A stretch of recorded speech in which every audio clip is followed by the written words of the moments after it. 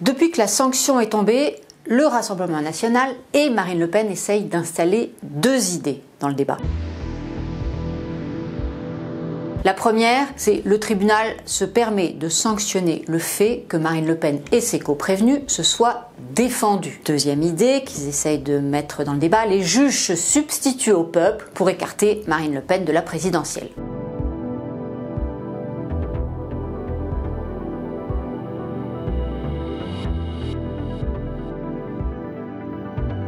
Pour démêler le vrai du faux, il faut prendre le temps de lire le jugement rendu lundi. Dans ces 152 pages, comprendre ce qui justifie aux yeux des juges l'exécution provisoire, c'est-à-dire, encore une fois, ce qui empêche Marine Le Pen de bénéficier de l'effet suspensif de son appel et donc d'être candidate. C'est la version des juges. Le tribunal va loin dans son raisonnement. Trop loin. On va voir. Il insiste d'abord sur l'existence d'un système de fraude au sein du Front National et du rôle central joué par Marine Le Pen dans celui-ci. Que dit-il maintenant sur le droit de se défendre? Les juges ne dénient pas à Marine Le Pen le droit de se défendre, mais ils estiment que cette défense s'est exercée au mépris de la manifestation de la vérité. En d'autres termes, que les prévenus n'ont jamais joué le jeu du procès. Alors on est tenté de leur répondre, c'est leur droit. La défense est libre.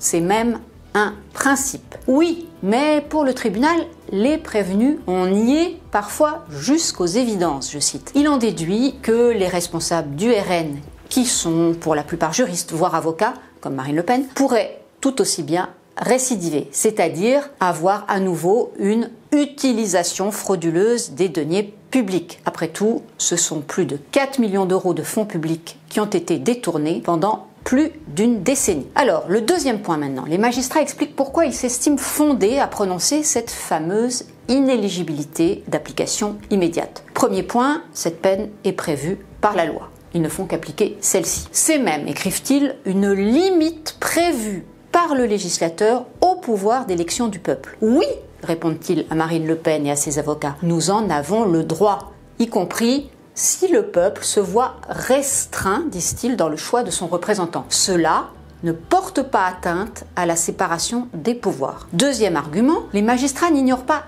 l'exigence, disent-ils, de recherche d'un consensus social. C'est une façon un peu élégante de dire qu'ils ont en tête les critiques sur le hold-up démocratique qu'ils opéreraient en privant les électeurs de voter Le Pen. Mais, avance-t-il, ce n'est pas une raison pour faire bénéficier les élus d'une impunité quand ils violent la loi pénale. Troisième point, les juges évoquent le trouble majeur à l'ordre public démocratique. Ce trouble majeur, c'est, je cite, le fait que soit candidat, par exemple et notamment à l'élection présidentielle, voire élu, une personne qui aurait été déjà condamnée en première instance pour détournement de fonds publics. C'est là le point explosif de toute cette affaire. Le tribunal, et d'ailleurs avant lui une vingtaine de magistrats au cours de ce dossier, ont rappelé que la loi autorise cette mise à l'écart préventive de Marine Le Pen. Alors il aurait sans doute été plus simple de ne pas prononcer l'exécution provisoire. Mais non, les magistrats assument leur jugement. Les critiques pleuvent, ils se lavent les mains de ce coup d'arrêt qu'ils mettent au destin politique de Marine Le Pen. En fait, c'est bien un paradoxe qui est au cœur de cette polémique. On demande aux juges de ne